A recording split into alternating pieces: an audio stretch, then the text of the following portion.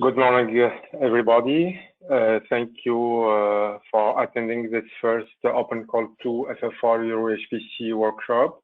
So we will organize 5 workshops to allow experiment partners to present their realizations and the solutions they developed in the framework of FF4EuroHPC project. So.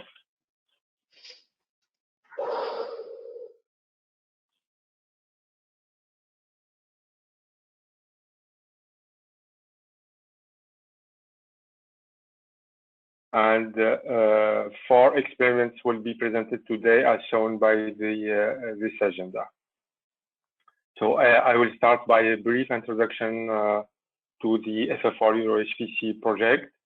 Then a first presentation will be made by Antonio Rettagio from Tecnosistem with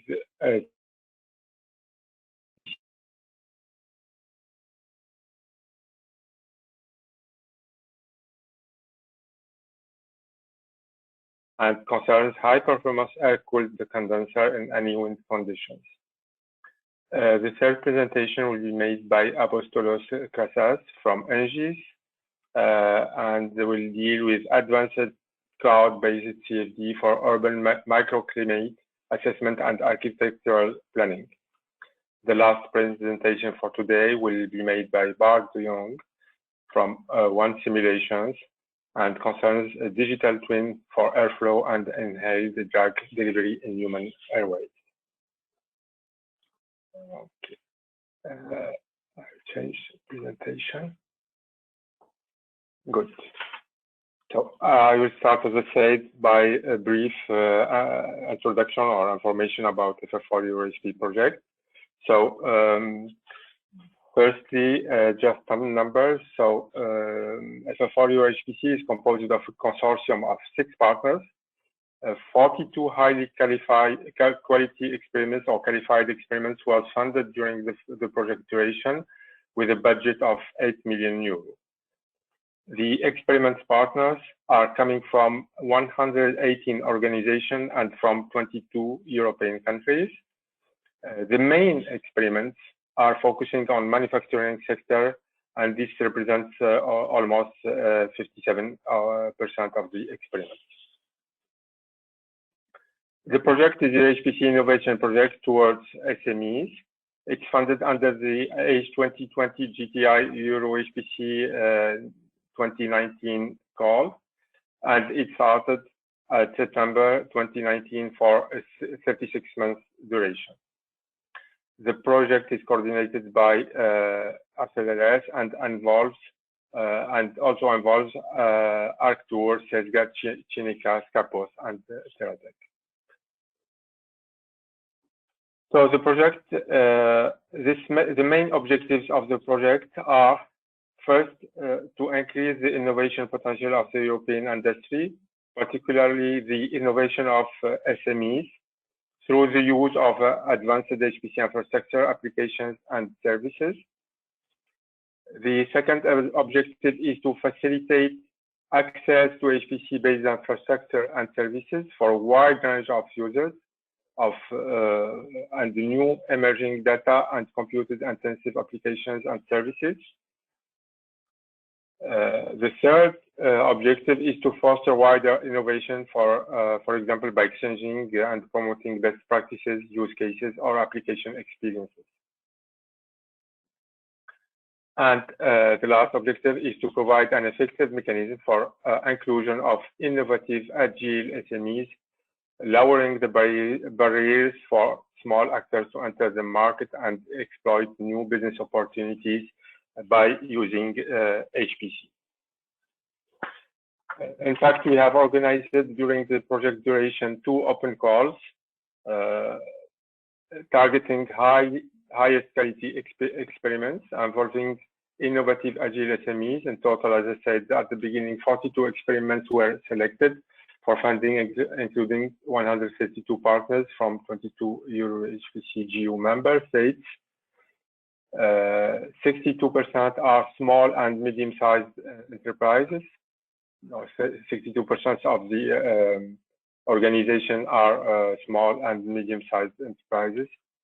And experiments address business challenges from European SMEs from varied types of applications and domains, and focuses essentially on manufacturing. So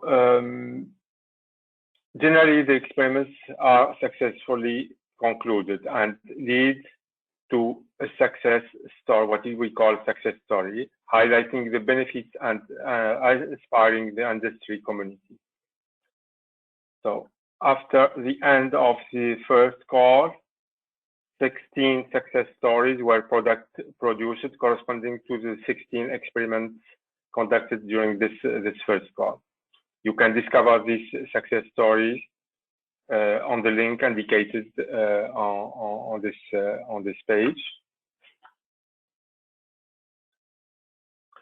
You can also download the booklet of these success stories on this link, and you will have all information about the experiments conducted during the Open Call 1 for FF4EuroHPC project.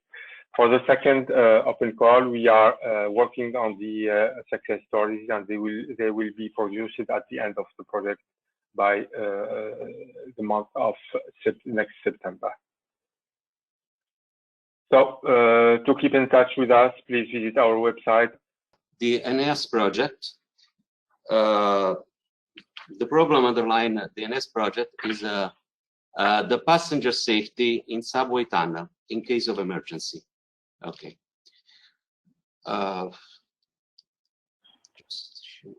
Okay. Well, where's the problem? Due to some catastrophic event in last year, some new protection strategies were requested by international authorities to optimize the emergency evacuation of tunnel fires via proper control strategy of fire smoke. In this case, CFD is a very important rule.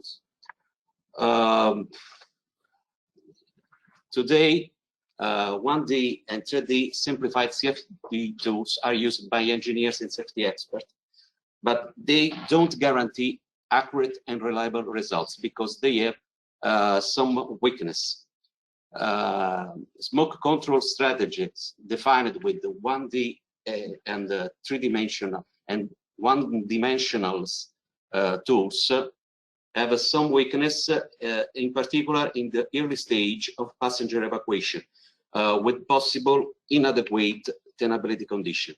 So the experiment is aimed to define an application, a cost-effective streamlined workflow to design efficiently fire and smoke management system for a real case using 3-dimensional CFD with the HPC resources.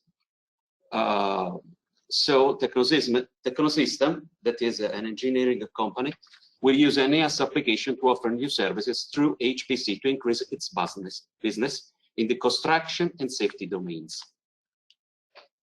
The consortium is composed to 3 partners. Tecnosistem is an engineering company based in Naples, Italy, specialized in design of large infrastructure as a subway line, railway tunnel, on-road tunnels. Engys, a company who develops, supports, and delivers professional CFD software solution for industry, and HPC, and Sineca is the HPC expert on behalf of NCC Italy, National Competence Center, which support the consortium by providing support in the proposal stage, providing the HPC infrastructure, setting up the HPC environment, running numerical analysis on HPC. For the experiment approach, could you, Paolo, some details? Yes, of course. So in terms of the approach that we employed for the Eneas application, we developed an HPC-based solution in the software Helix to define an accurate, efficient, and reliable design method for both fire and smoke management and control using 3D simulation. And this was done using the open source software Helix. So this basically this solution, this HPC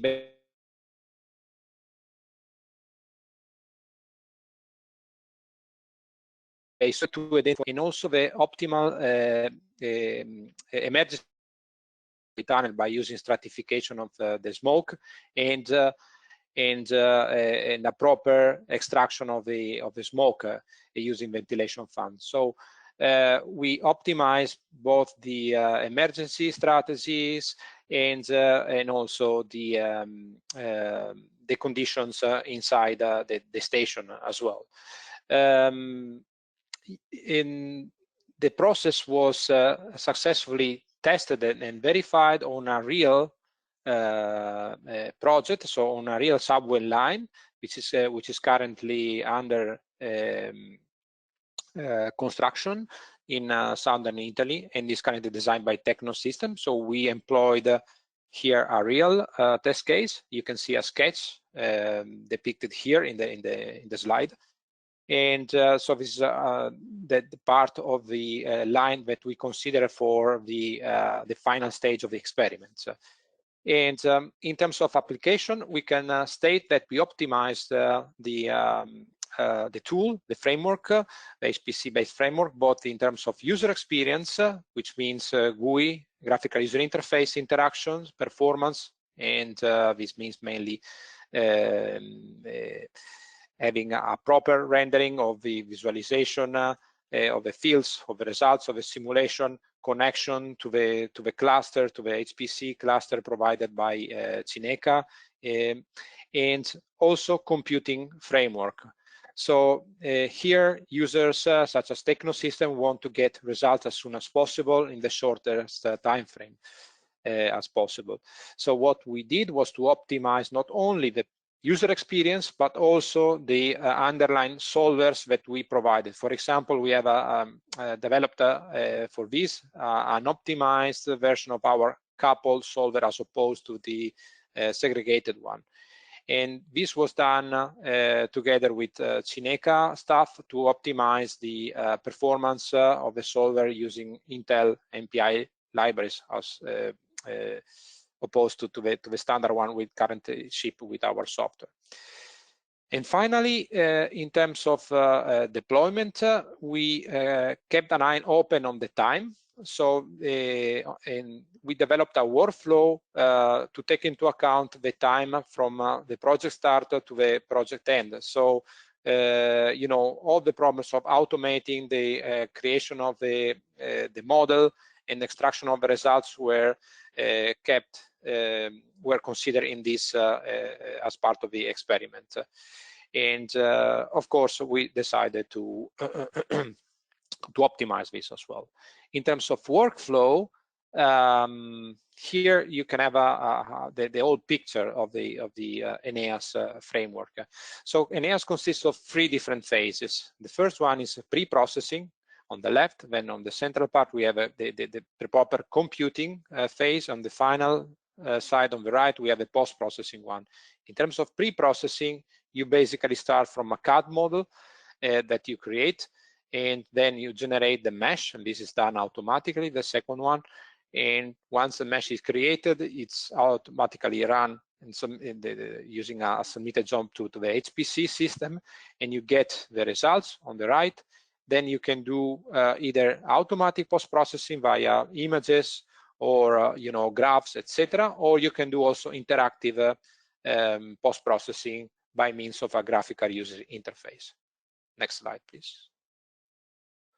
So in terms of a workflow, just a comment on the technology that we tailored for the Eneas application. So we started from, like I said, from the Helix software, and in Helix we have a client-server technology. We use this technology to create a tailored client-server connection for the Cineca cluster. And this is how it works. It's depicted here in this image. So you have a client, which is a front end, and this connects to the Helix server, which is basically sitting on the Cineca cluster, and is where basically all the computation takes place. Not only that, in the Helix server side, you also perform the interactive post-processing. So the case is run on multiple nodes, but also the visualization for the rendering part is also performed on the computational nodes. So the same nodes share both the 3D rendering and the computation performed by the Helix core. Once the data in terms of rendering are completed, then the image is composed and sent back to the client where you can do the post-processing. So you can do this software rendering based architecture in Helix, and you can see on the top right an image of a graphical user interface where you see, for example, some monitoring points on a specific section of a specific sector of this line. And of course, it's also possible to run the jobs from the command line. You can see on the bottom right here a sample script that we use to optimize, to do batch runs, for example, during the weekends to submit multiple design variations without any user interaction, of course. Next slide, please. In terms of experiment budget and resources employed for these computational cycles, we were provided with 350,000 core hours by Cineca, and we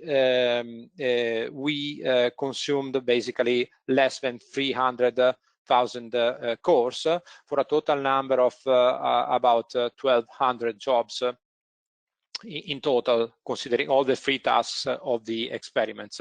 So we actually used a bit less than it was originally planned, but when we plan it, we will basically consider all the risk, etc. So we wanted to be quite conservative at that time.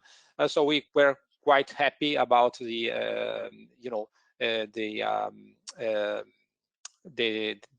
usage of the resources.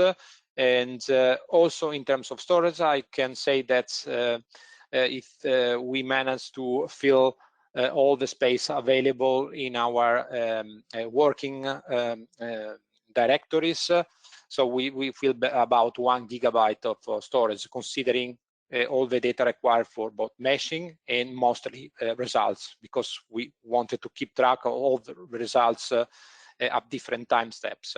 And for these simulations, the physical time was quite large, of course, since we want to model a real physical problem here. Okay, I'll leave the floor to Antonio now. Okay. The optimization of the ventilation strategy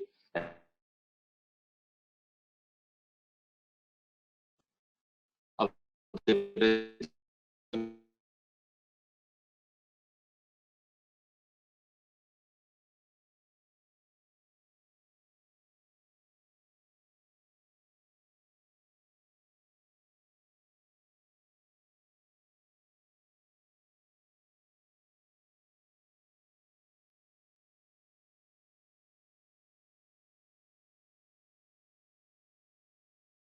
fire on train along line tunnel with one only set of fans at the flow regime, able to control the smoke diffusion at the peak of the fire.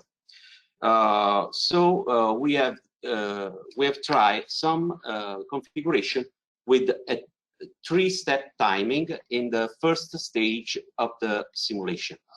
The comparison of various configuration has been made in some monitoring points, very important for the evacuation phase. They are on on the evacuation path on the line platform at eye level at a different distance from the train. Here is the train. This is the part downstream of the fire. This is the part upstream of the fire. The analysis of results has been made with the results used for international regulation that are carbon monoxide concentration, air temperature, FED, fraction effective dose, that a measure of the effect of the CO concentration and other toxic species on the human health, and residual visibility, very important to see the emergency signal. So we can see, for just as an example, the variation with the different configuration on FED and on residual visibility. We can see a very increase on visibility on the first stage of the evacuation. That is the more important for the weakness of the actual strategy.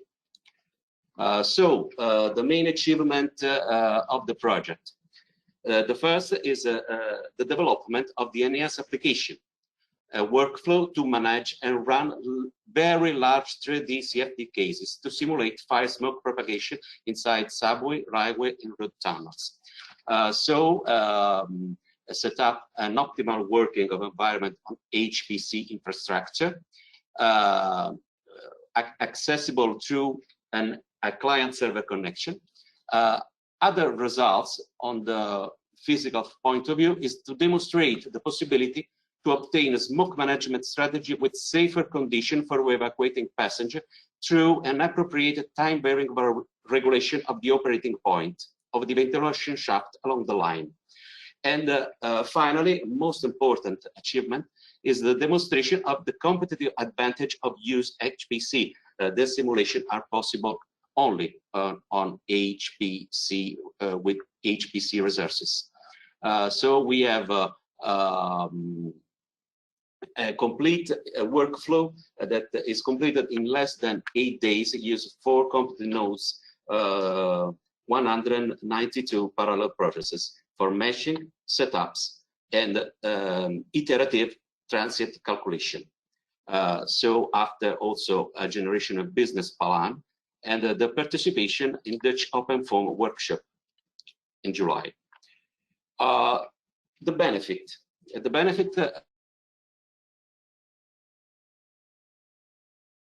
integrate for Tecnosistem and Engys. Tecnosistem will have some revenue by selling single service per design used through HPC infrastructure. This is possible in 2 ways. Through public tenders, guaranteeing to its partnership in the public tenders a higher technical score by means a reduction of construction work and by means of a safer condition for passengers, and also indirect proposal to stakeholders, having so there's a technological plus.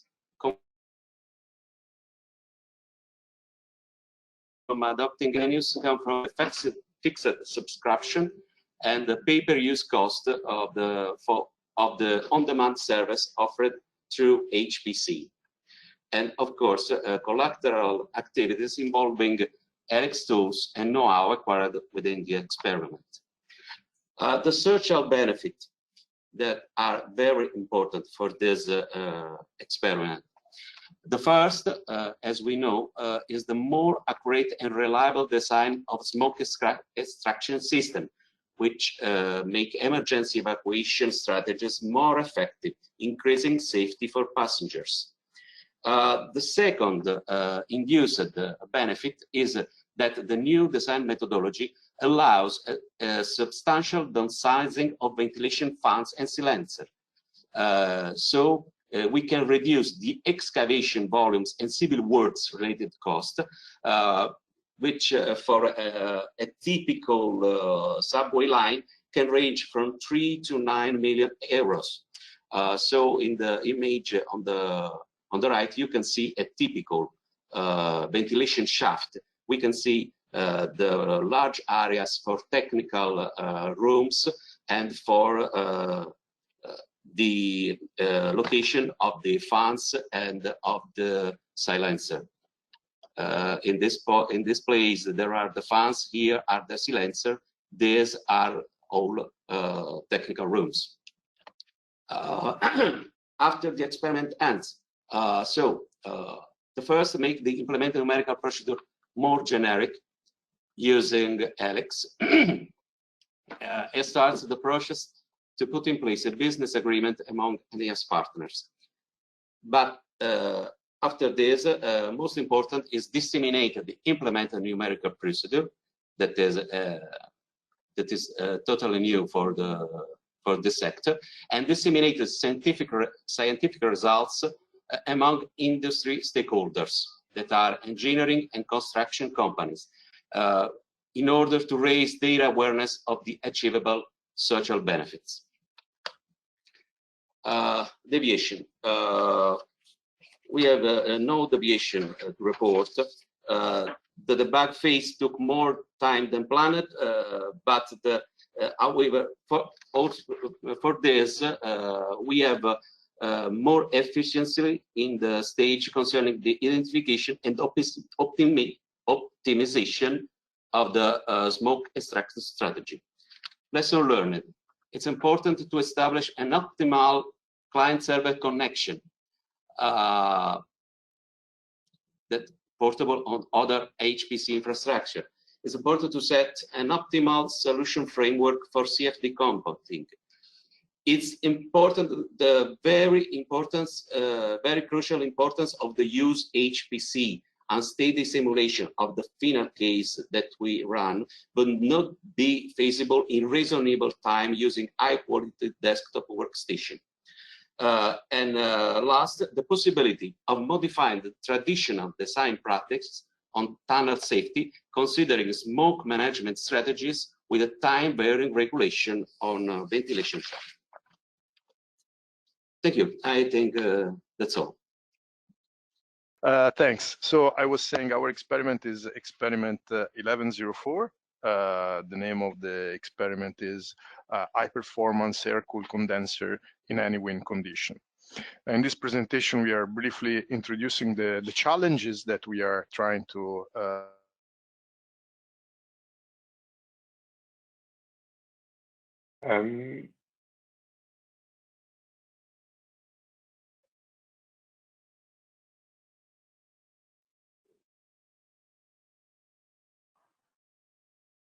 We don't hear you, Cosimo. I don't hear you. I don't hear. It's static, but No. There is a mic problem. we can see your mic, your mouse on the screen, but we can't hear you. Can you hear me? Yes. Yes, now. Yeah. Okay.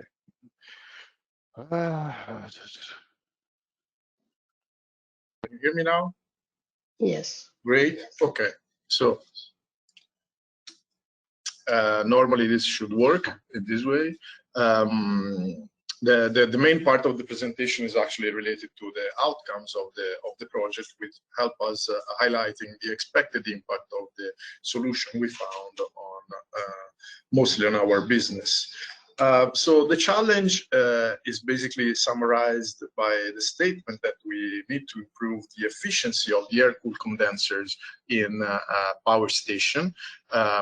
This is coming from the fact that these ACCs are largely susceptible to potential cooling losses due to high wind. This normally occurs very often over the year and reduce the production capability of the power plant. Gale Breaker design and manufacture windshield that helps to mitigate these detrimental effects on the ACCs. In particular, the three main effects that we we work on to improve the performance are a reduced amount of the airflow delivered by the fan itself, the ingestion of hot air already warmed up by the condenser itself, and the fluctuation of the blade load that eventually provide ruptures or failures of the fan blades. Galebreaker started this business 20 years ago without much engineering in the design of how these screens are located, how extended they should be to find an optimal solution. More recently, they engaged us to drive the design of these screens by means of CFD analysis to customize the solution to each of the project their customers are intended to go ahead with. However, this is due to the fact that the position of the windshield need to be optimized for each local configuration of the ACC, which may come in different shapes and dimensions, and also on the local weather conditions. So the wind may blow from one side or the other one, depending on the installation that we are considering. The current design procedure that we normally use in our collaboration is based on low order CFD, which is not validated, and also provide only results for the thermal part. So they only provide partial results.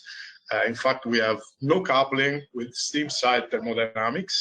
We have only indirect estimates of the blade loading oscillation, and furthermore, the model is relying on some data that are coming directly from the OEM, so are untested.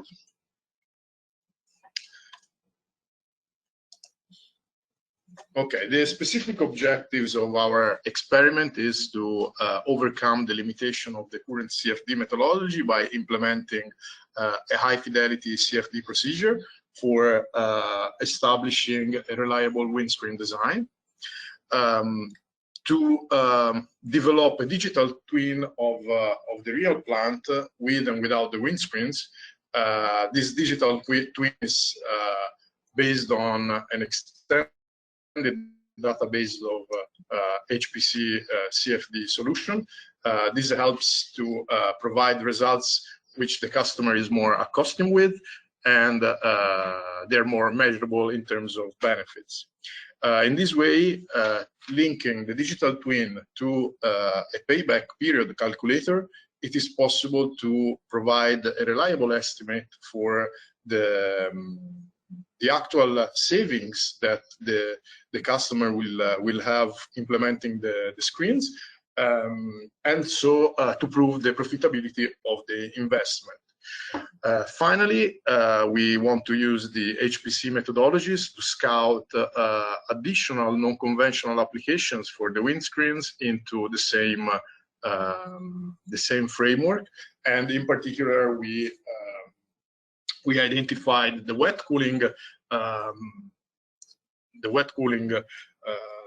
towers and the use of screens to reduce the particle deposition on the bundles as possible ancillary applications. The proposed solution is summarized in this scheme. We have three tasks which are dedicated to the high fidelity CFD modeling. The first one, we first analyze the performance of the ACC without the windscreens and set up the high fidelity computational procedure. We then, selecting a specific wind condition, optimize the windscreen design in order to maximize the performance of the ACC. With this task, when this task is completed, we basically have a reliable windscreen design to go ahead with our experiment. The second task is related to the development of the digital twin.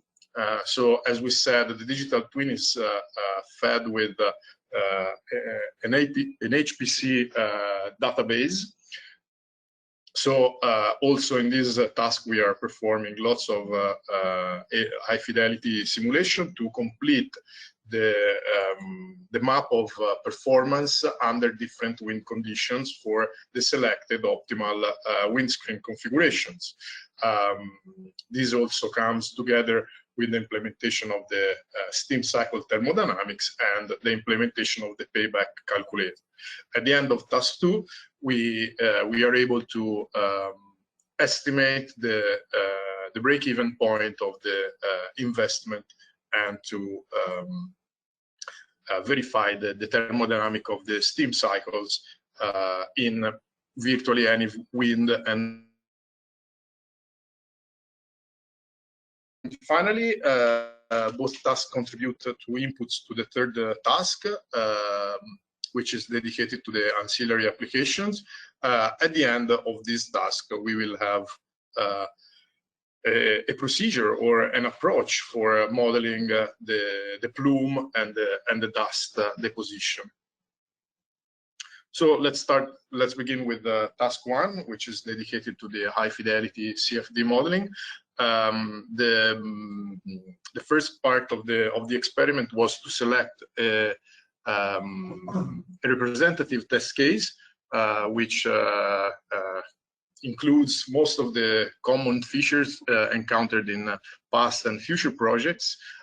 So the layout that we choose was six rows per 3 streets with a total number of 18 fans.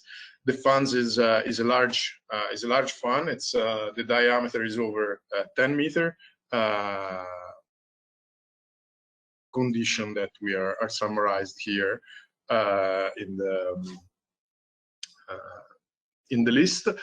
The one factor which is very important is the number of blades. We have 6 blades on the fan. This obviously impact the dimension of the CFD model because we are modeling directly the blade geometry. So in total, we have 6 times 18 blades to model. This was done with meshing a single blade with periodic boundaries and then replicating tangentially the single mesh to generate the first fan, and then replicate the fan 17 times, moving obviously the rotational axis to apply the rotation to each of the fan. The approach is using Urans calculation after a preliminary verification with scale resolved modeling for turbulence. So the results of the high fidelity simulations without the windscreens shows that we have increasing losses for the cooling performance with the wind speed. These are summarized in the graph on the left-hand side, where as a function of the wind speed, we see how the decay of performance with the different wind direction relatively to the angle. So the maximum losses are achieved when the wind is blowing perpendicularly to the ACC principal axis, and this is quite this is a consequence of the fact that is highlighted by the table in the center, where we see that the losses are located on the fans on the windward side of the ACC. This table just represents the location of the 18 fans, so that the first street is that facing directly the wind on it. The other aspect that we are interested in, and we want to exploit the windscreens to improve the behavior, is the forces that acts as oscillating load on the fan blades. And we see that also in this case, with the wind speed, with increasing wind speed, the fluctuations of forces increases quite a bit. Also concerning the distribution of the maximum amplitude on the various fans, we see that the most affected fans are those on the windward side. In this case, the wind direction is slightly banded, so that also the first row is affected. So task 1.2 start to analyze the possible solutions to this problem. Basically, we selected several windshield layouts that were tested at the most critical wind conditions, selected to be, as we said, normally to the ACC principal axis with a quite high wind speed of 10 meters per second. So the most common layouts are based on a cruciform concept, which is a ground installed vertical screen in the shape of a cross, as you see in the picture. This may be symmetric, north to south, or asymmetric to maximize the performance when the wind is blowing from the south side. We have the perimeter screen. In this case, the screens are installed suspended at the height of the fan deck level, as it is the one bay back where this concept is, however, installed inside the ACC to protect the inner part and promote the vertical motion of air onto the fans that are directly facing the wind. The final concept is the horizontal skirt, which is positioned at the fan deck level as well, but in this way the screen is put horizontally, so that split basically the wind in two parts: the wind that goes below the ACC and the wind that goes above the ACC. Obviously, we have tested also combined configuration, whether this is possible. So the results of this task were that the cruciform-based screens have a very high efficiency. Effectiveness. The effectiveness means basically how much of the wind losses can be recovered. This is close to 90%. The best with the selected wind condition is actually the cruciform only, with the position slightly of the short side slightly towards the north side, while the one bay back and perimeter concept do not provide significant thermal improvements, as it is summarized in the graph on the top. We selected anyhow some sample solutions that are highlighted in green in the same graph to test with other wind conditions, and these are reported in the graph on the bottom right, where we see that this behavior is confirmed, and the cruciform-based scenario are those more effective. Concerning the fluctuating forces, which are reported on the bottom left graph, we see that the configuration without the screen, that is reported in orange, experience some high fluctuating load on specific fans, which are in this case 1.1, 2.1, and 3.3. And with the implementation of the wind screens, these peaks reduces both by using the cruciform screen, but also implementing the perimeter screen. We have a further reduction. This reduction is also non-negligible for the fans that are not experiencing a peak in the oscillating forces when considered without any wind screens. So we identified a sample optimal solution, which you may have guessed what it is. And we then started working on the development of the digital twin.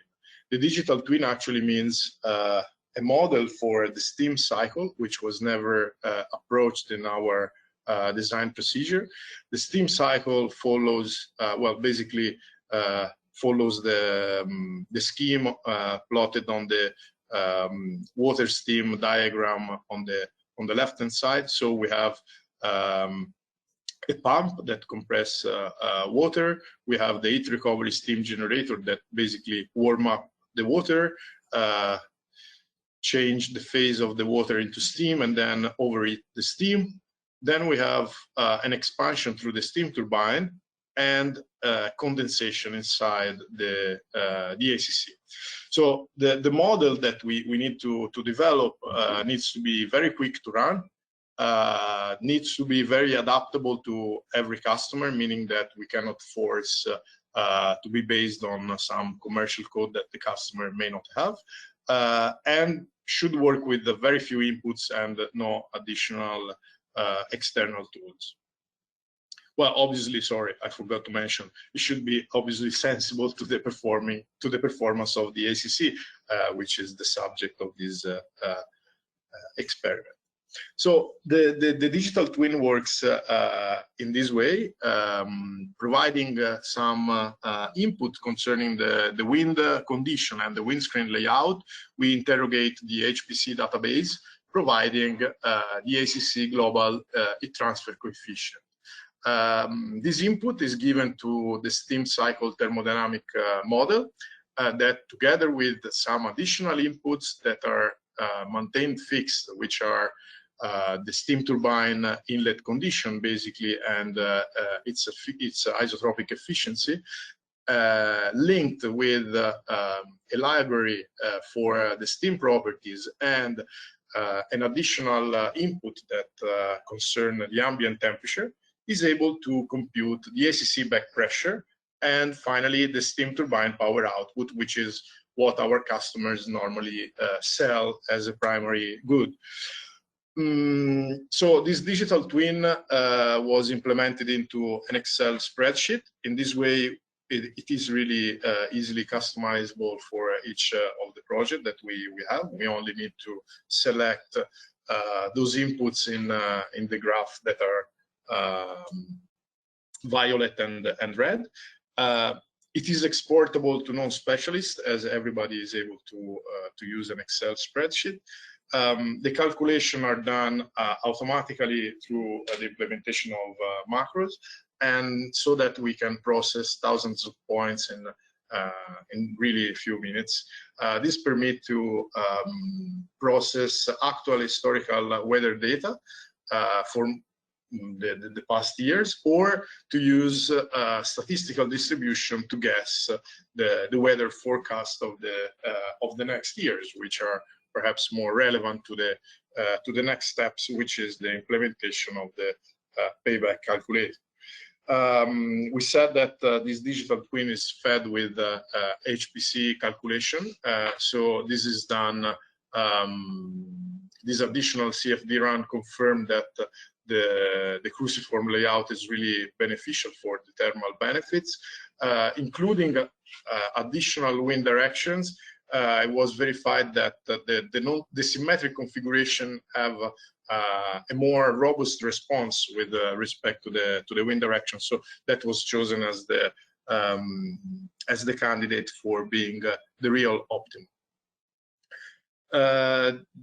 This digital twin was, as I said, implementing inside the payback calculator, so that providing the site weather forecast, an estimated energy price, and the installation costs for the windscreen, which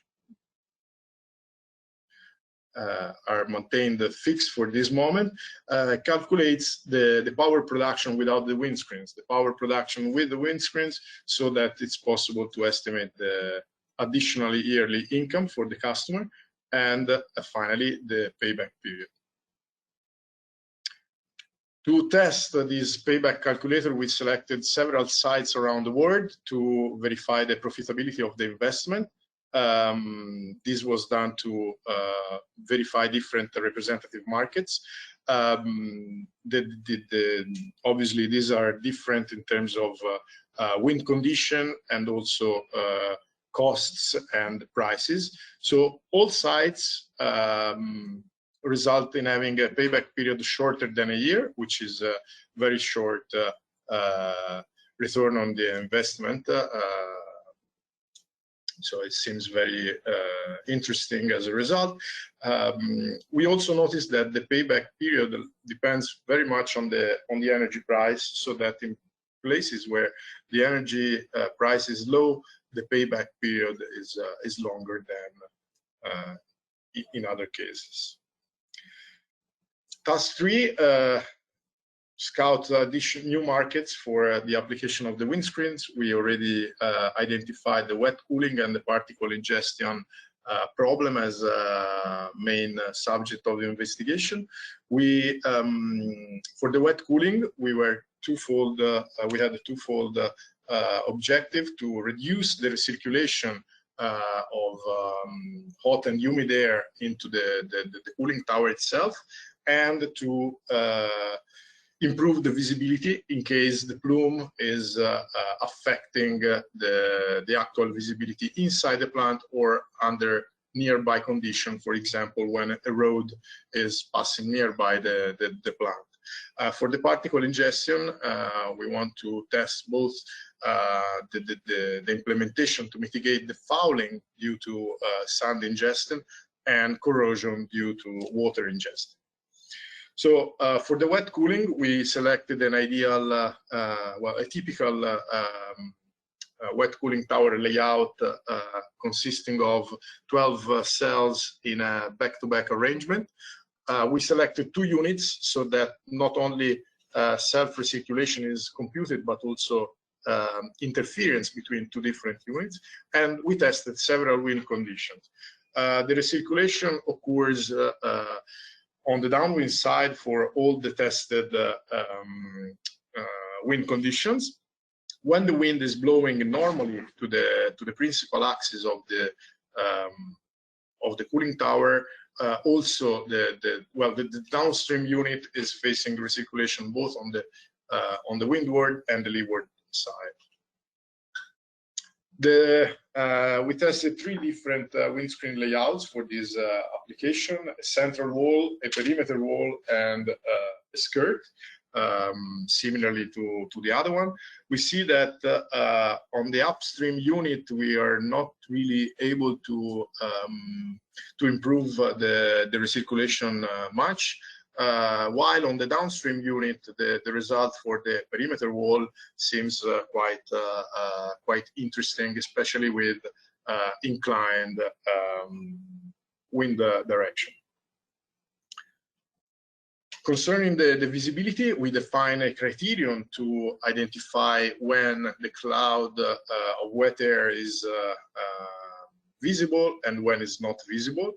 This is based on the calculation of the excess of water at any given position of the domain. We see in the bottom pictures that the windscreens implementation is able to lift the plume upwards and to promote the mixing, so that the visibility of the plume is reduced overall. And furthermore, at ground level, we have much more clearance, which is obviously important for operational safety inside the plant. Concerning the particle ingestion, we verified that sand and water have practically the same fate, with the biggest particles not really able to be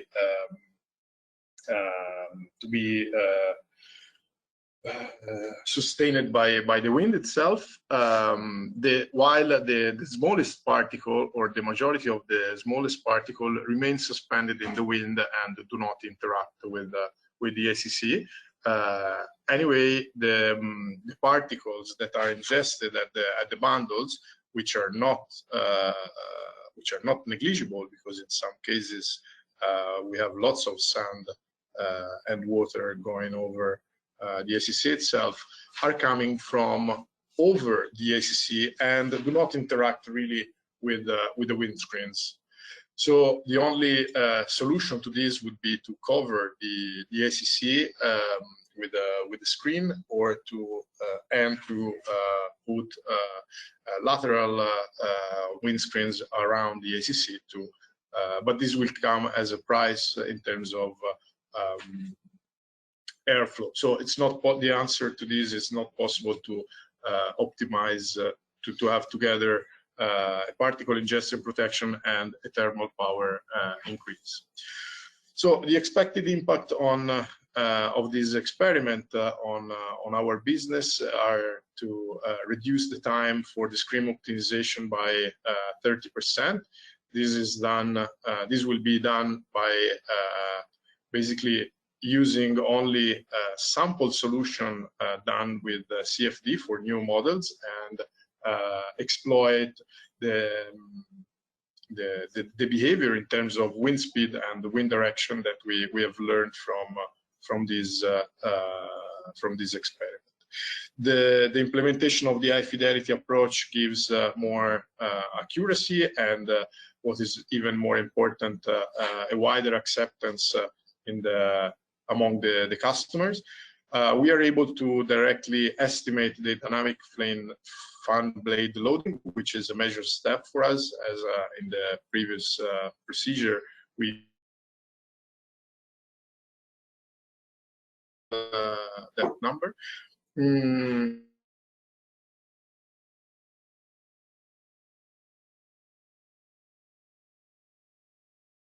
We believe is going to be the main driver for attracting new customers, given that the payback period is so short, thanks to the good performance of the windscreens and their relatively cheap cost.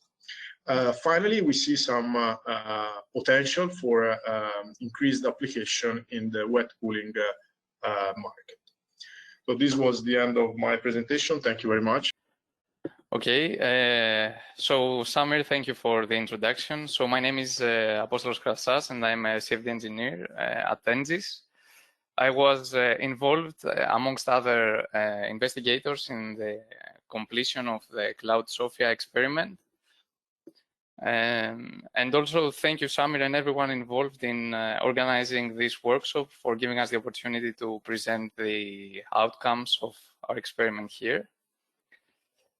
So the acronym of our experiment is Cloud Sophia, which stands for Cloud-Based Simulation of Pedestrian Comfort for Health Impact Assessment and Architectural Planning. Now I know that's quite a long title right there, but everything will be clear by the end of my presentation. So before diving into any of the details about what the project involved, let me introduce you to the partners involved in this project. Engys, the independent software vendor, is an SME specializing in the development of CFD software. SoftSim, the end user, is a wind engineering consulting SME specializing in urban physics modeling. And of course, the HPC provider was the High Performance Computing Center of Stuttgart. So now let's move on to the introduction. It would be meaningful at this stage to mention a few things about the sectors and markets related to our experiment. So it all begins with the architecture, engineering, and construction sector, which basically encompasses all the services related to architectural design, engineering design, and construction.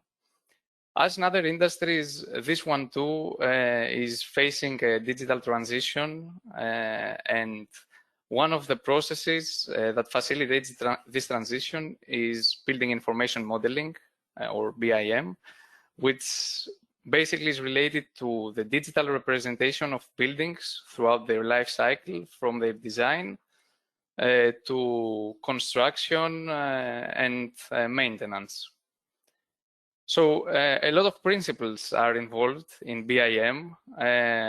One of them, which is of particular interest, is urban physics modeling, which, as the name implies, is related to modeling physical processes in urban areas, for example, heat and mass transfer.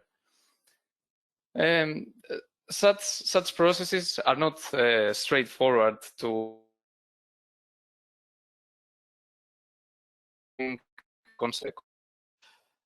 come into the cycle.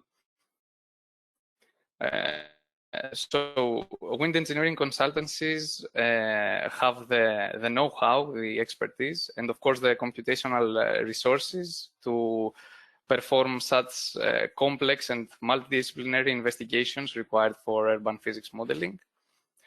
One of the most accurate yet computationally expensive tools employed in this context is computational fluid dynamics, CFD. For those of you not aware of or not familiar with the term, essentially, in simple words, CFD is using computers to solve for governing equations and predict various fluid-related phenomena. In the context of urban physics modeling, CFD is employed for a number of applications, from pedestrian comfort and safety to wind loading analysis on buildings, pollution dispersal, wind-driven rain deposition, just to name a few. Of course, the predictions of the CFD results are then fed back to the AEC sector. They are provided to governments and urban planners and allow them to make better decisions when it comes to urban planning or when it comes to taking mitigating measures for, let's say, overcoming for example, environmental problems. So this pretty much sums it up. And now that we have a better overview of the markets and sectors involved, let's talk a bit about the challenge. So as I've already mentioned, the AEC sector is facing a rapid digitalization.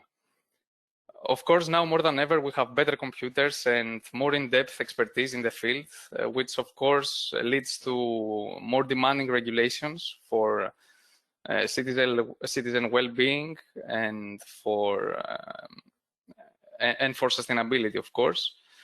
And of course, this also leads to higher customer expectations within the industry. What this means in the context of UPM is that larger and more accurate CFD simulations are required. Just to give you an example, a complete urban microclimate assessment would require the simulation of various wind directions. For example, this could be 16 wind directions or 36 wind directions. Each of these assessments for its separate wind direction is a different simulation. So this can give you an overview of how computationally intensive these applications actually are. And of course, as you can imagine, for the wind engineering consultancies, this means that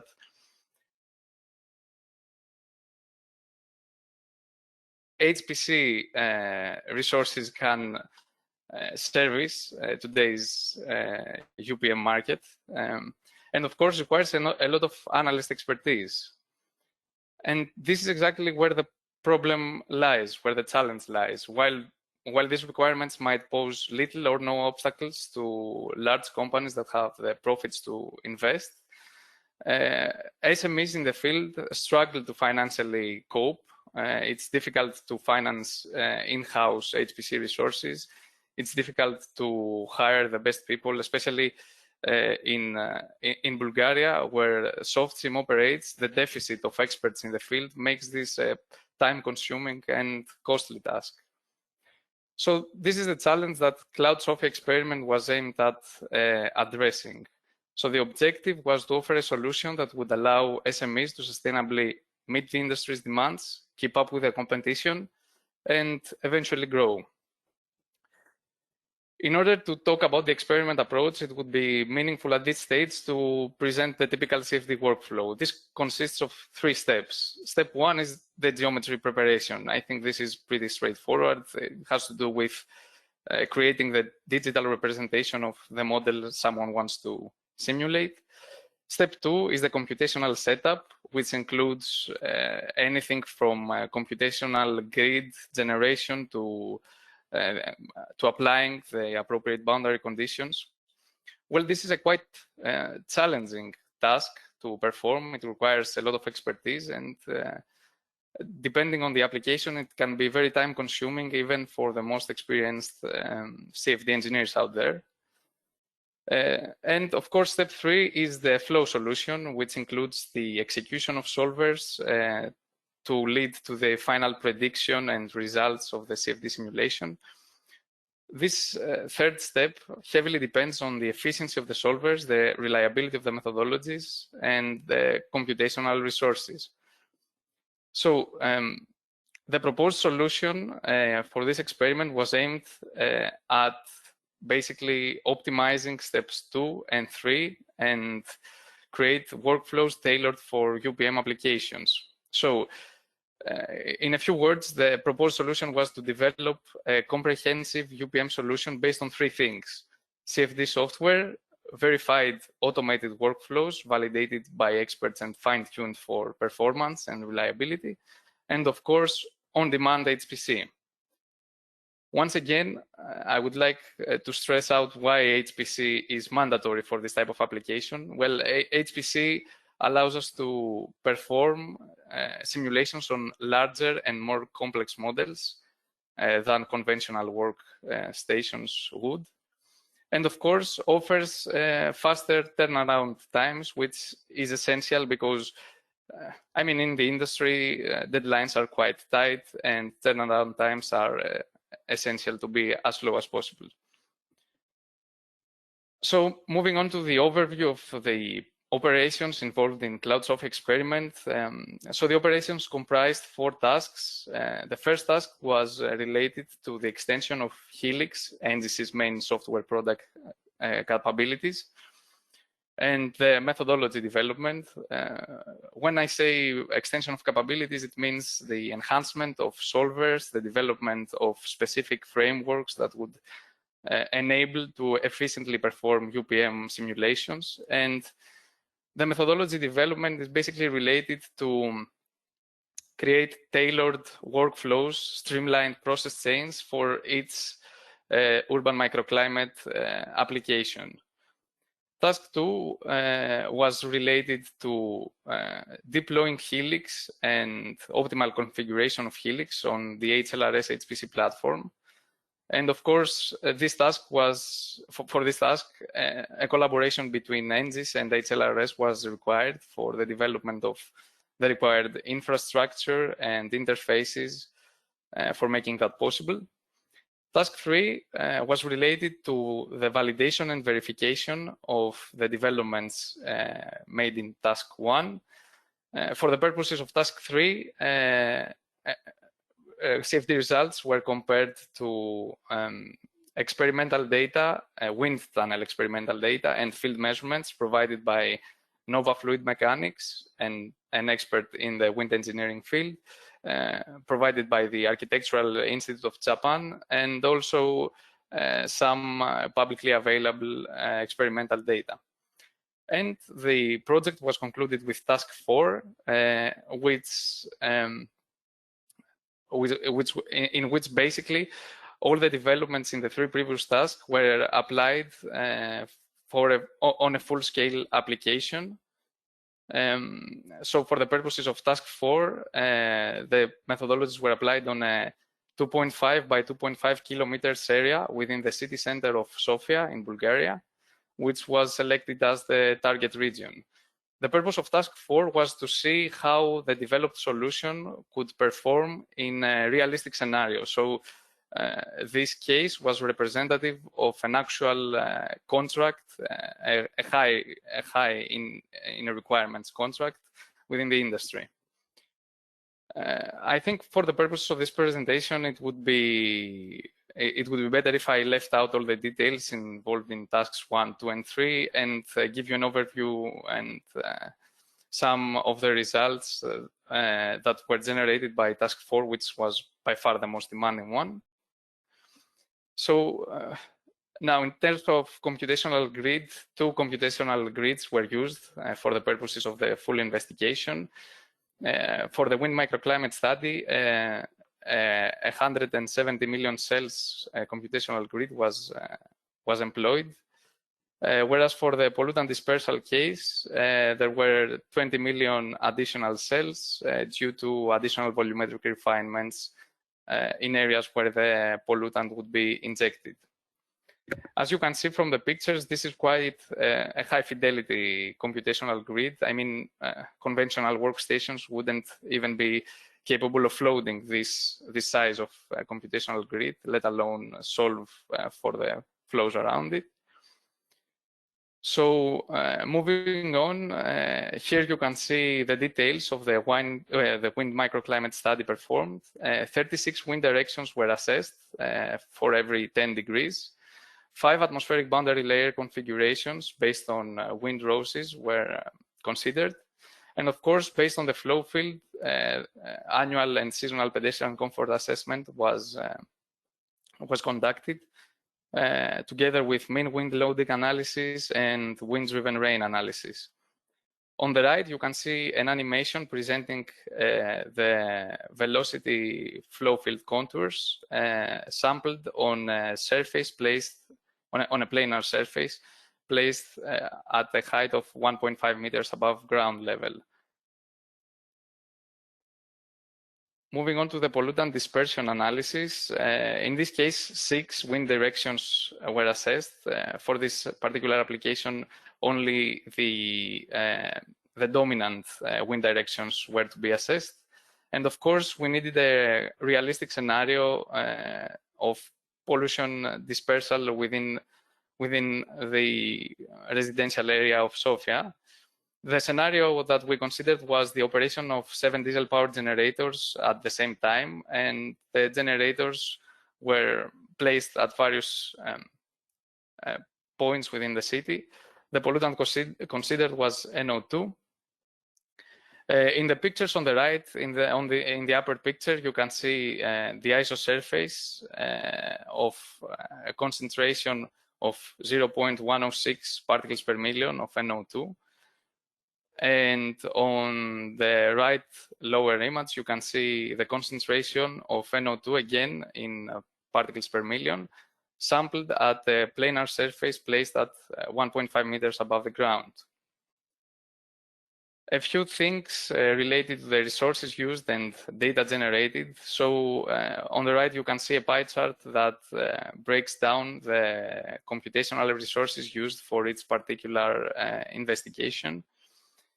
It's important to mention that for the full investigation, 48 hours was needed to complete, which is quite impressive. I mean, being able to do that assessment in just 48 hours is quite an achievement. It would take months in other resources other than HPC, or even would be a no-go. And of course, in terms of data, approximately 5 terabytes of data were generated for the full investigation, which again underlines how,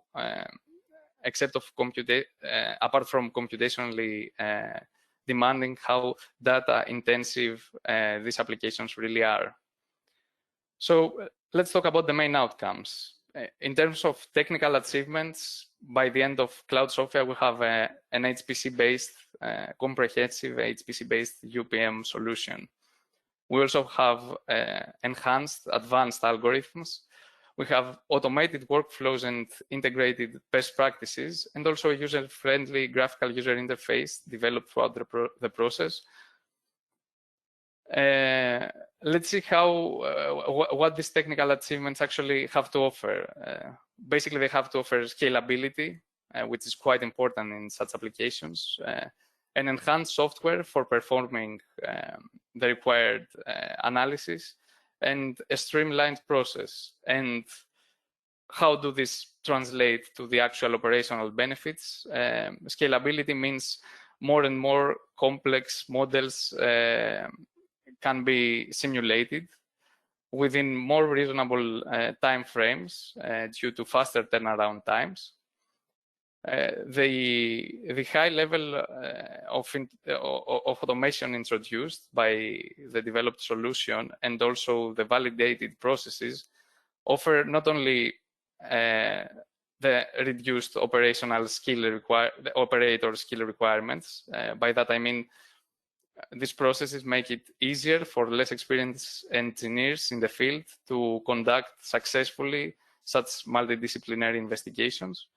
but it also leads to improved analyst productivity, again, by streamlining the whole process and getting rid of the repetitive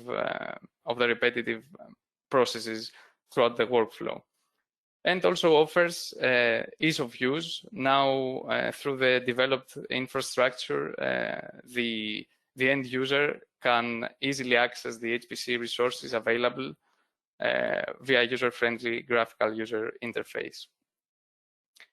So let's see what's in for SoftSim, the end user, the SME that was faced with the challenge in terms of strategical benefits. So through the proposed solution, SoftSim can now increase revenue through undertaking more and more complex projects. I think you can assume that the more demanding the project, the more lucrative it is, and now SoftSim can fulfill such demanding projects. Can also increase its profitability due to operational cost reduction. So the operational costs are reduced through leveraging on-demand HPC resources. Now there's no need to finance on-premises resources. And also through reduced computational expenses through enhanced software. Again, operational costs are reduced.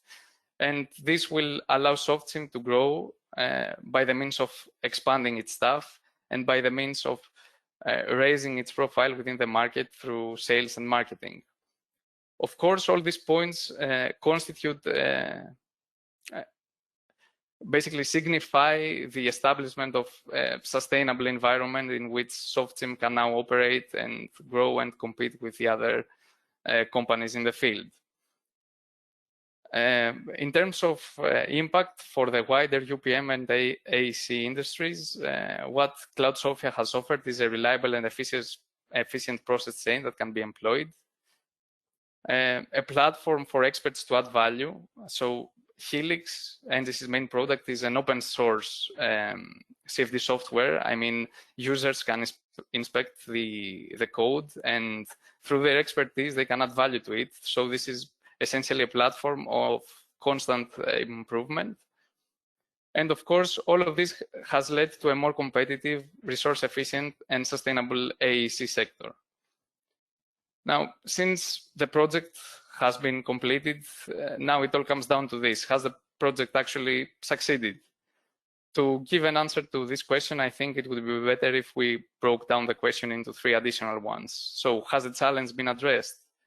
Once again, to remind you about the challenge that we were faced with was to help SMEs in the wind engineering industry to sustainably grow through meeting the industry's demands by employing HPC resources. Well, if you ask me, I think we did succeed in addressing the challenge.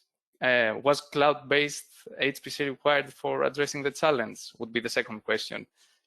And now, again, I think the role of the HPC was stressed enough throughout the presentation. No need to further talk on this. I think, yes, it's clear.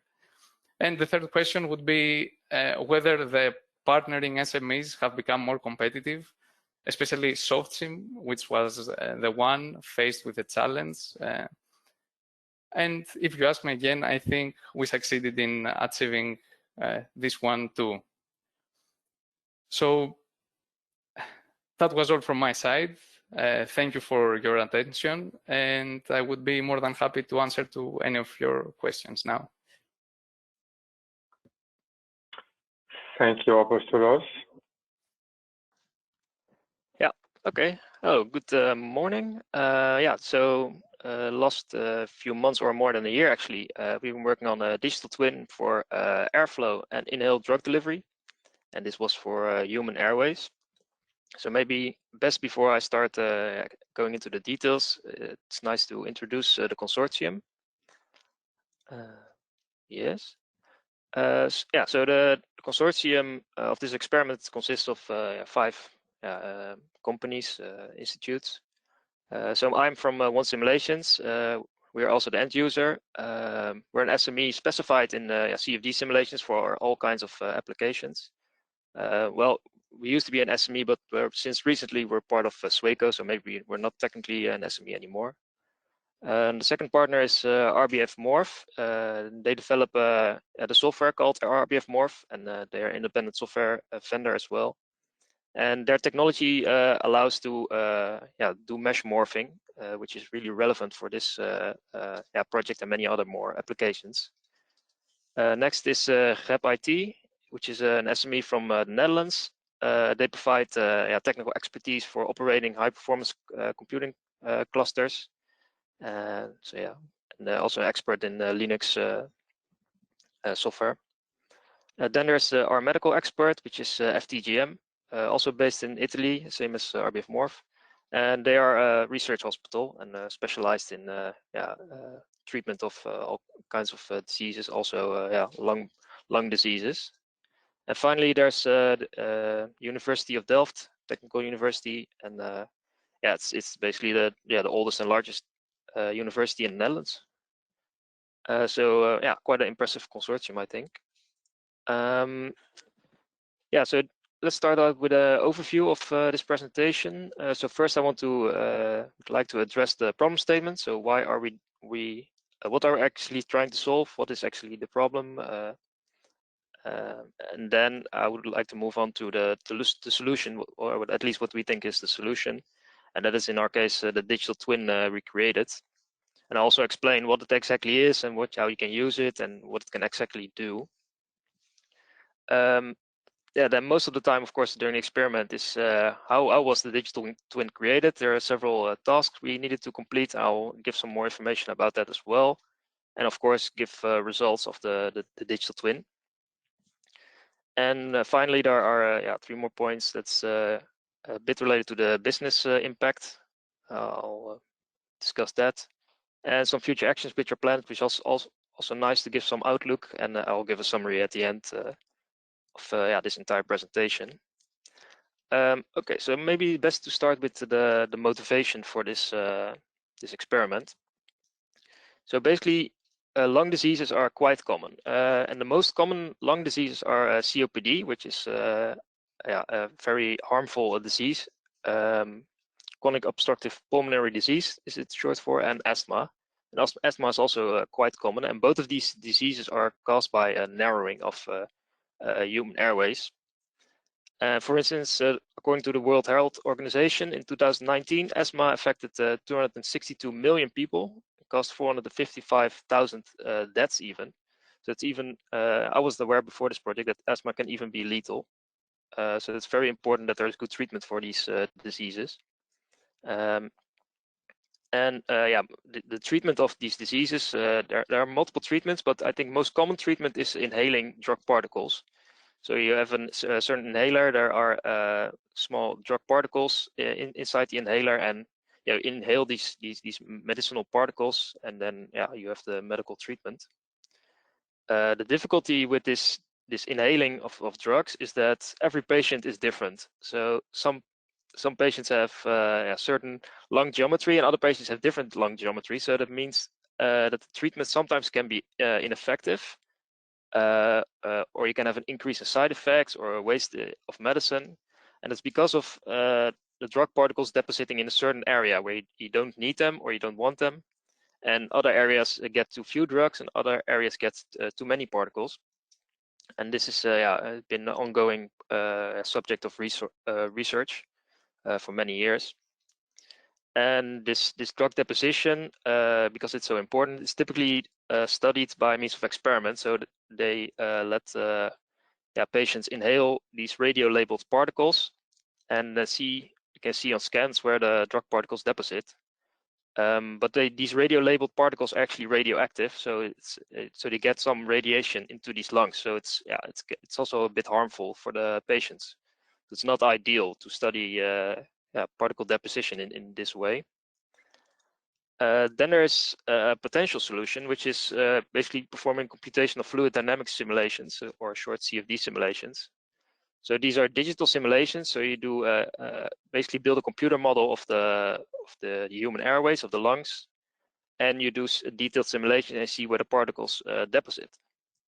And this is of course very convenient because you can do everything digitally, so you don't need patients. You can it reduces the need for testing, of course. And you also get a lot of insight in all sorts of flow patterns and all sorts of other physical parameters as wall shear stress, pressure, turbulence properties, and all other physical quantities which are already there in CFD simulations.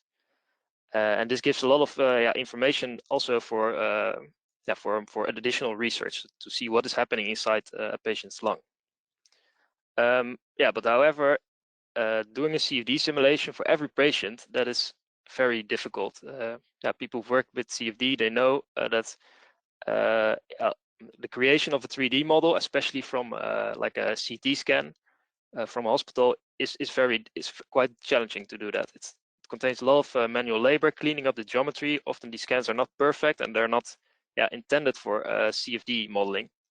And because it is time consuming, it also becomes expensive. It takes a lot of hours to clean up the geometry and to make a CFD model, basically. Also, meshing takes a lot of time. Sometimes the mesh fails because of invalid geometry, and this is just a consuming way of doing it.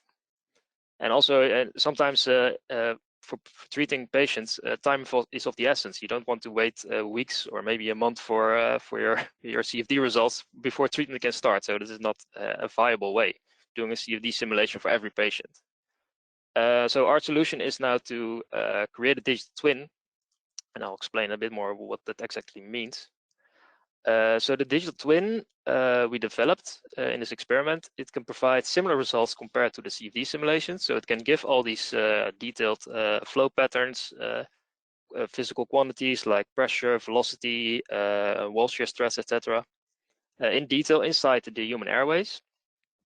But the main benefit is that it responds very quickly. So you can quickly change parameters. You can quickly change, for instance, the flow rate or the size of the drug particles, and you can immediately see the effect. Well, immediately within minutes or seconds. So this digital twin is created by combining a large number of CFD simulations. So what we did is we did a large number of CFD simulations. I call them basically snapshots. A very large amount, which of course takes a long time to do all these simulations. And then by combining them using reduced order modeling techniques, we combine all these results in a very smart model. It's called a reduced order model. And then for every physical quantity, we have a reduced order model. So we have one for pressure, we have one for velocity, one for turbulence properties, and one for particle deposition. And by combining these reduced order models again, we can get a full digital twin of the human airways. So for constructing this digital twin, there were 4 major tasks. Basically, the first task was to identify a base lung geometry. We have to have, before we can get results of every patient for different geometries, you have to start with a base mesh, a base geometry. So that was mainly task 1. Also for task 1, we had to identify which parameters are most important for particle deposition. So this can be shape parameters like diameters or radius or these sort of things, but also velocity, particle size, etc. Then task 2 was actually executing the parametric study. So this is mainly about setting up the CFD snapshots, executing all the CFD snapshots, and to form kind of a training data for the digital twin. And task 3 is then combining all these results, creating the reduced order models, and combining it into a full digital twin. And finally, task 4 was more about the business exploitation. So I also included a schedule here, but this was the original schedule. So TU Delft was mainly led this task 1 for lung geometry definition. The parametric study was led by One Simulations and also a bit by RBF because they wrote the morphing script for this part needed to create the snapshots. And RBF was also leading the digital twin formulation, so creating the reduced order models and the digital twin. And then again, task 4 is led by One Simulations. So starting with task 1, the first thing we had to do is to identify a base geometry. We found one from literature. It was previously studied by TU Delft by Professor Sasha Kanjaris, who's also involved in the consortium.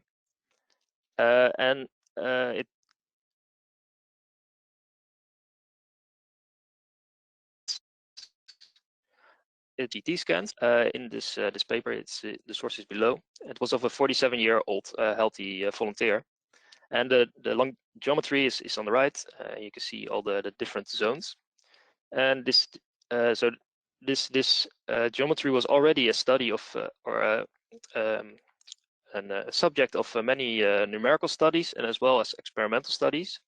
So people have already done CFD studies on this particular geometry and validated this also with some experiments set up and published this. So this geometry, we did do some additional cleanup to make it more suitable for the morphing. One of the things we did is we separated it in all these zones, so all these different colors, and that is used for the morphing. So we can calculate several shape parameters. I'll come back to that more. Also, the model is cut off after the 4th generation. So you have the mouth area at the top, then you have this long tube, which is called the trachea, and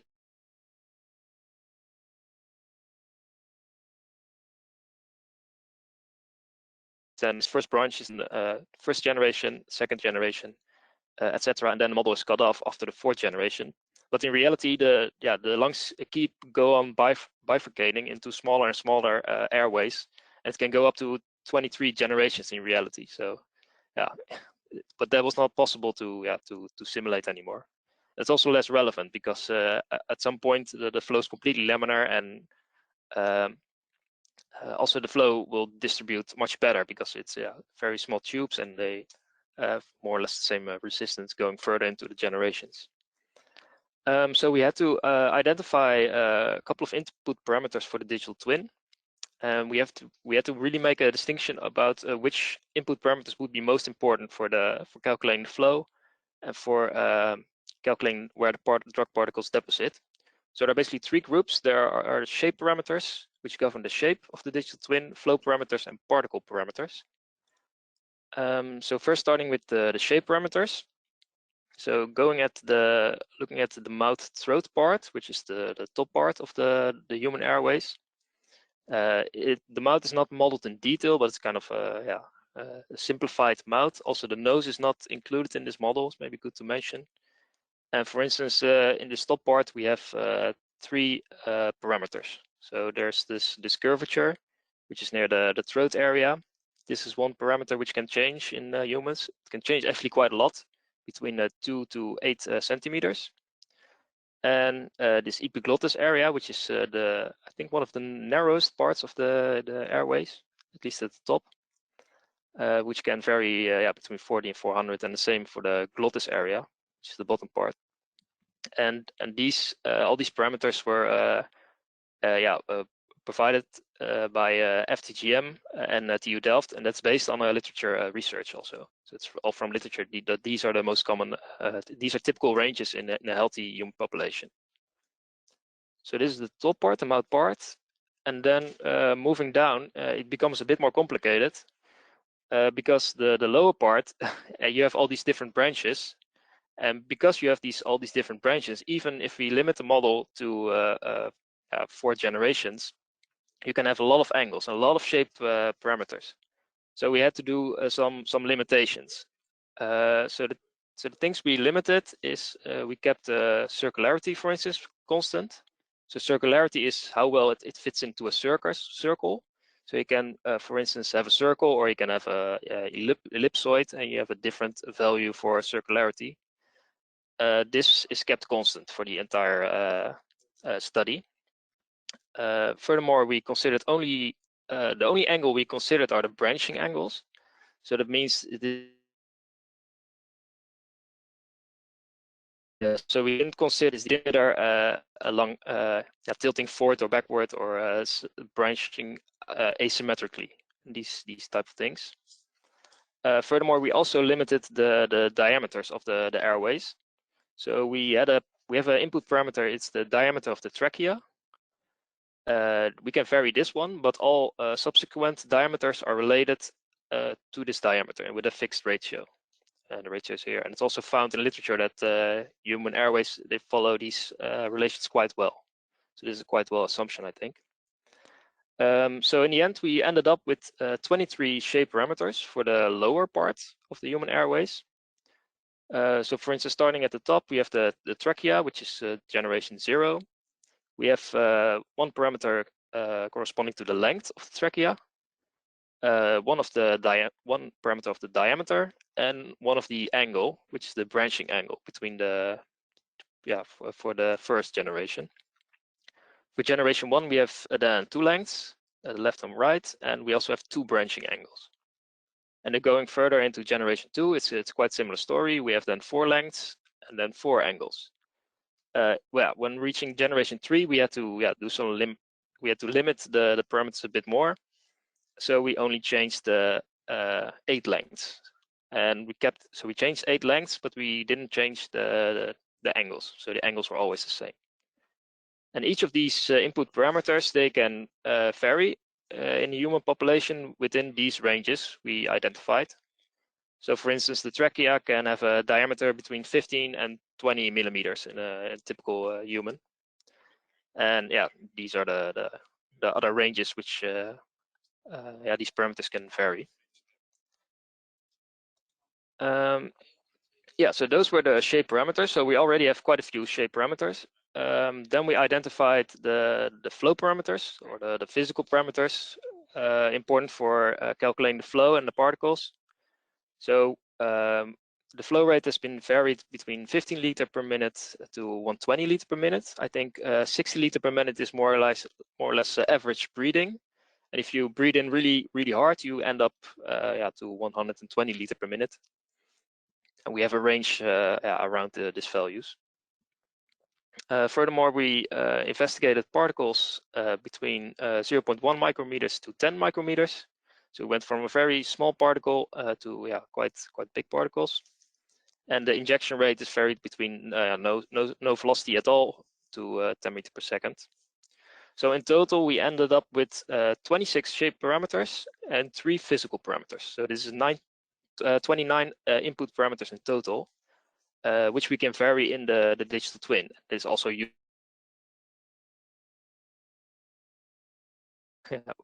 we're a bit worried about the large amount, but we ended up making successfully creating a digital twin. So this was still feasible. Then once we have all the parameters identified, we know all the ranges, we can build a DOE table, or design of experiments table. So that's basically a very large table with all these input parameters. And we also had to decide how many snapshot simulations we had to do. So we did some study on that, and we found that based on some algorithms, it came out to be around 1,000 design points we would need to build an accurate digital twin as a first guess. So this was kind of an educated guess beforehand, because you never know how accurate it will be. Then we had to create all these design points. So each design point is a different combination of those input parameters. And there's an algorithm also governing the values of each of the design points. So each design point has a set of values for the input parameters. So each representing a slightly different lung shape, which you could also see as a slightly different patient, actually. So you could see it as we simulated 1,000 different patients. And there's an algorithm in place for finding the optimal spacing for these design points, and it's called the Latin hypercube sampling algorithm. So once we have the design of experiments, we were setting up the CFD simulation, and we started with the CFD simulation of just the base shape as I presented in the last few slides. And actually, the fluent settings, we took from the paper of Professor Congeris, and we didn't change it at all. So we kept the the settings completely the same. Only the geometry we slightly adjusted, so it would be better suited for the morphing. So basically the simulation is a steady state simulation. It's a RAND simulation, and it uses terminus models called transitional SST. So it's a bit more advanced than the typical K epsilon models. It's a 4-equation model. And also good to know is that the particles are also injected at the mouth region, and they are only one-way coupled. So that means that the particles don't affect the flow, which is a good assumption for not particle-heavy flows, but like a diluted flows with diluted amount of particles. We had a fluent setup ready. We did also some sensitivity checks. Of course, we could use we also did some optimization for the mesh. Originally, it was a tetrahedral mesh, but we converted it to polyhedral, which reduced the mesh count from 10 to 2 million cells. So we have quite a light mesh, I would say, with not too many cells, which would make it feasible to run all these design points. Running the parametric study consists of a few steps. So the first step would be to read the base case, the base settings. The second step would be to this can be combined, updating the shape and updating the flow and particle parameters. So basically reading in the design points, the combination of input parameters. And it's from the design of experiment table. And then updating shape, actually, we don't remesh, but we actually morph the shape. And that is done by the RBF morph software. And that gives a big benefit that we don't have to remesh every time, but we just have one mesh and we deform it every time.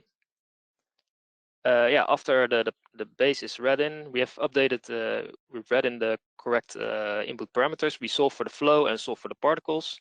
And finally, we export the results, some results, the most relevant results, we export it in a certain format, and we can read it into the software, which is Ansys Twin Builder. And then we can combine all these individual snapshots. And that's how we built the reduced order models or the digital twin. So maybe a quick overview of how we used the HPC resources. In total, we ran 1,000 simulations, so 1,000 snapshot simulations. We rented a separate HPC cluster for this. It consisted of 8 nodes. Each node had 120 cores, so we had 960 cores in total. And the mesh was not that big, so we didn't have to use a lot of cores per snapshot, but we had a lot of snapshots. So we were quite happy that we could acquire a license, which allowed us to also run Fluent in 24 simultaneous runs. So we could run simultaneously. And actually, this was also first for me and first for one simulation that's executing so many simulations. So I remember submitting 1,000 job files and then seeing all the simulations starting and seeing seeing 24 simulations starting at the same time and then the next 24. So that was quite impressive. And we also had quite a good score. Only 4% of all the runs failed, so that's around 40. And these runs mainly failed because of the morphing grading cells with negative volumes. That's why the solution diverged. So it was a logical reason. And we also checked the convergence. We went through all the files and checked a few parameters, and there were 3 were omitted from building the digital twin because they convergence and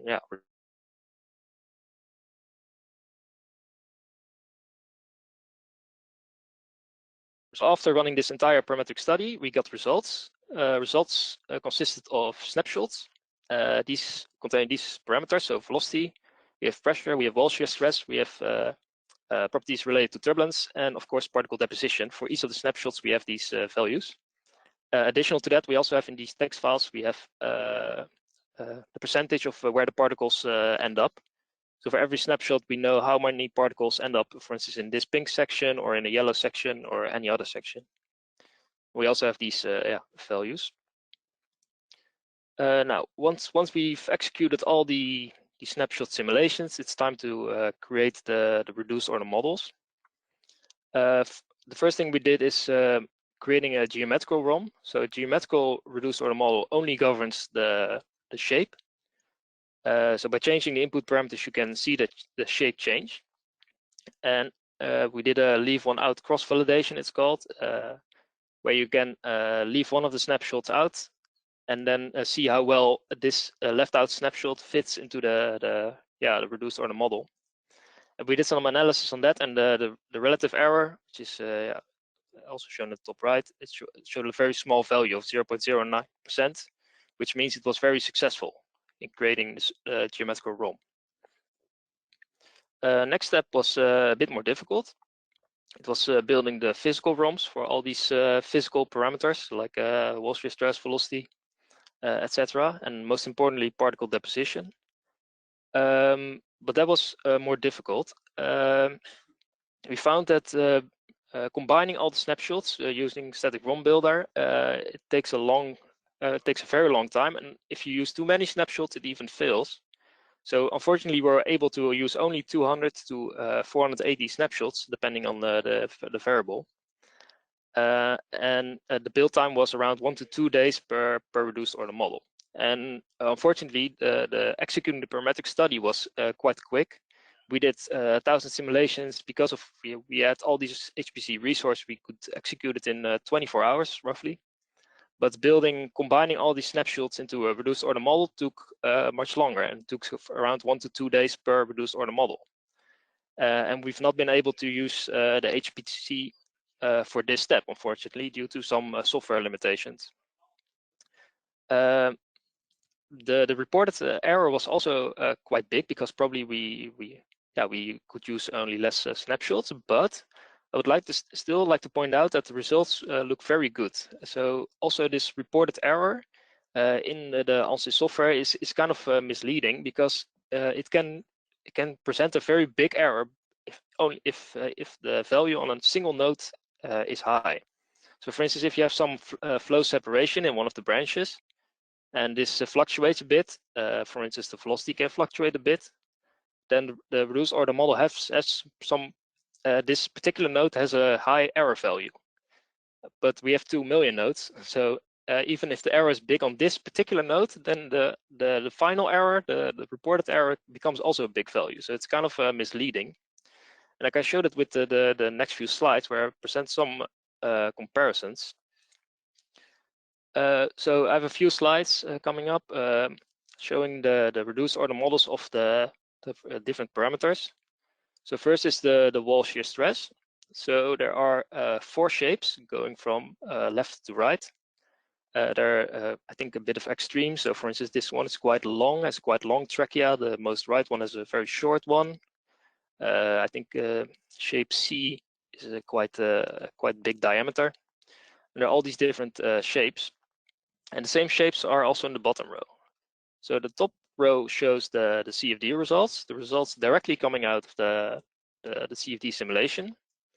And the bottom row is showing the solution of the reduced order model. So if you compare the top row with the bottom row, there's actually very few differences between the high fidelity solution and the low fidelity solution.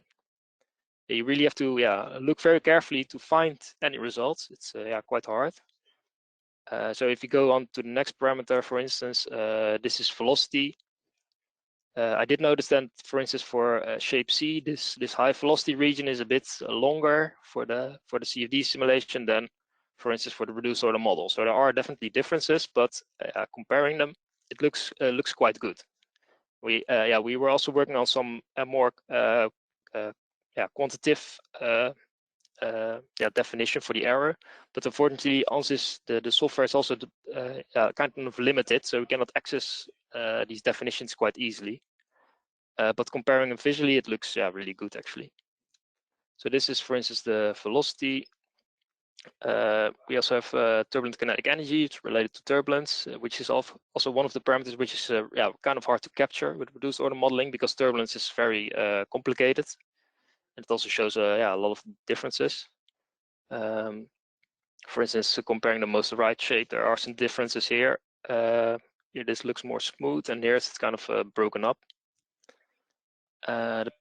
but in general it looks very good. You see the same patterns everywhere. For instance, this most right shape, it looks like it's very far off in this case, but the scale goes only to 8 Pascal. So this difference is only less than a Pascal probably.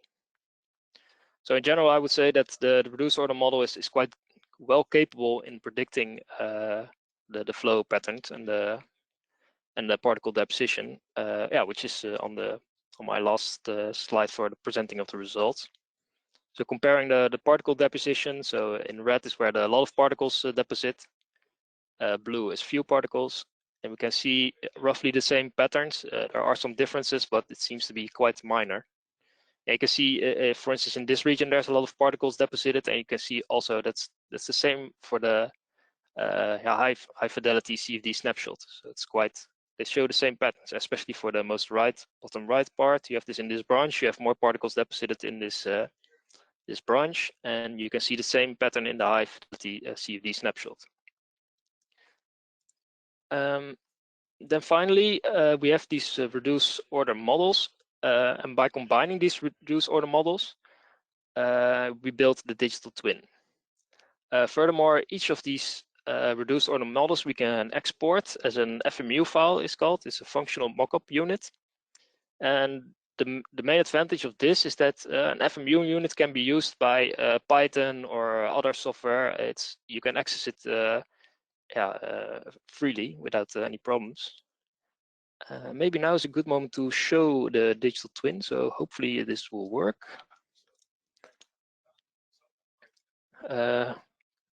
Hopefully you can see my screen.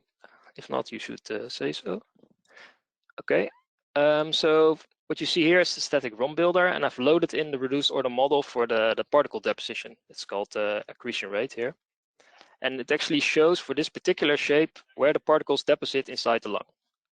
So if I now focus on the top part, you see some particles depositing here. All right, then here at the left, I have all my input parameters we defined in task 1. So they consist of different shape parameters, but also of flow rate, particle size, etc.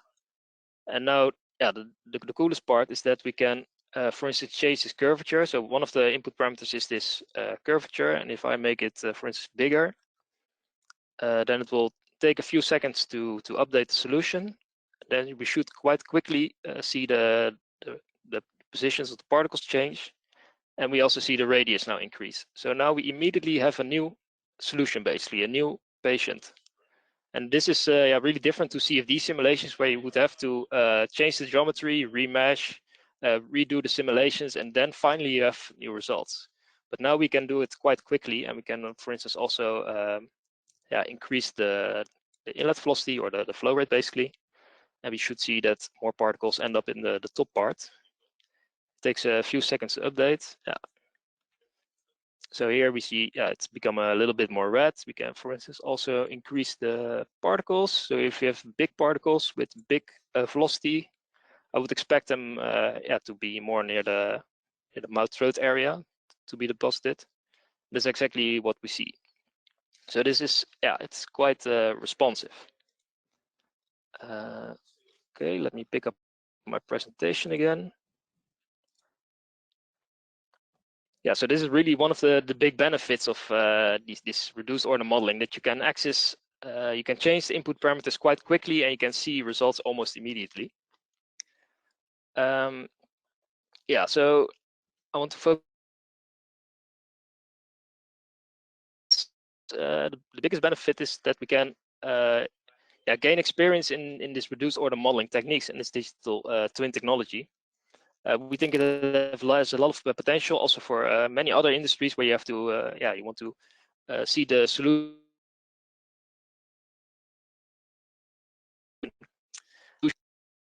We also have no customers momentarily in the healthcare industry, but by being active and working together with partners in the healthcare industry, we would like to also offer CFD simulations to new customers.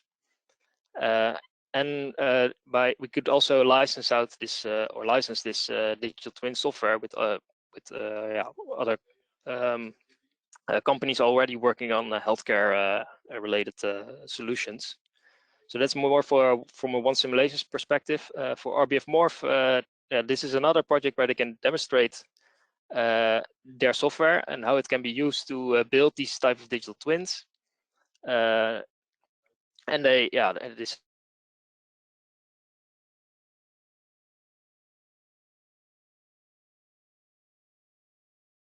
generations and getting to know all these different kind of people is also important for them. HPC benefits from the use of the HPC resources.